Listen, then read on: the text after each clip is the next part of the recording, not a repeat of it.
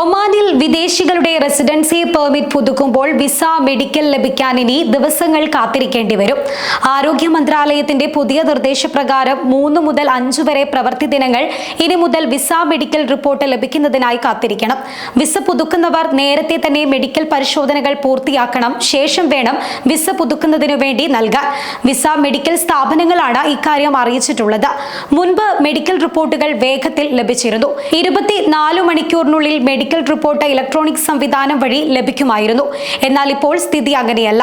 Medical കൂടുതൽ സുതാര്യമാക്കാനും സൂക്ഷ്മ പരിശോധനകൾ ഉറപ്പുവരുത്താനും വേണ്ടിയാണ് ഇത്തരത്തിൽ പുതിയ പരിഷ്കരണം കൊണ്ടുവന്നിരിക്കുന്നത് എന്നാണ് അധികൃതർ അറിയിച്ചിരിക്കുന്നത്.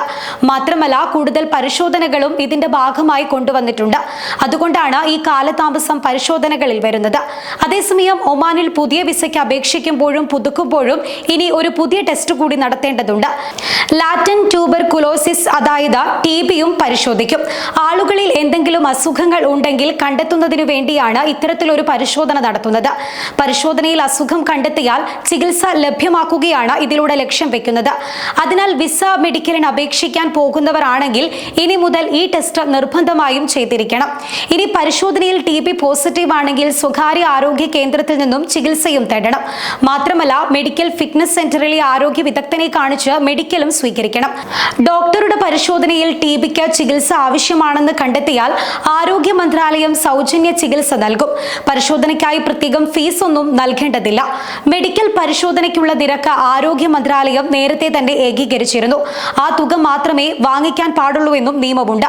പുതിയ വിസയ്ക്കും പുതിയ വിസ പുതുക്കുമ്പോഴും നിലവിൽ 30 റിയാലാണ് ഈടാക്കുന്ന തുക. ഇക്കഴിഞ്ഞ ജനുവരിയിലാണ് വിസ മെഡിക്കൽ സാക്ഷ്യപ്പെടുത്തുന്നതിന് പുതിയ മാർഗനിർദ്ദേശങ്ങൾ ഒമാൻ ആരോഗ്യ മന്ത്രാലയം പുറപ്പെടുവിച്ചത്. പ്രവാസികൾ ഇനി മുതൽ വിസ മെഡിക്കൽ സാക്ഷ്യപ്പെടുത്തുന്നതിനായി MOH മെഡിക്കൽ കേന്ദ്രങ്ങൾ സന്ദർശിക്കേണ്ടതില്ല എന്നും പകരം ആരോഗ്യ മന്ത്രാലയത്തിന്റെ ഇലക്ട്രോണിക് ഹെൽത്ത് പോർട്ടലോ സനത് ഓഫീസുകൾ വഴിയോ മെഡിക്കൽ സർട്ടിഫിക്കറ്റുകൾ സാക്ഷ്യപ്പെടുത്താനുള്ള സേവനം ലഭ്യമാക്കുമെന്നും പുതിയ മാർഗനിർദ്ദേശത്തിലൂടെ ഒമാൻ ആരോഗ്യ മന്ത്രാലയം അറിയിച്ചിരുന്നു. ജനുവരി 7 മുൻപ് മെഡിക്കൽ ഫിറ്റ്നസ് സർട്ടിഫിക്കറ്റ് നേടിയവർക്ക് ജനുവരി 21 വരെ ഗ്രേസ് പീരീഡ് അനുവദിച്ച് നൽകുകയും ചെയ്തിരുന്നു.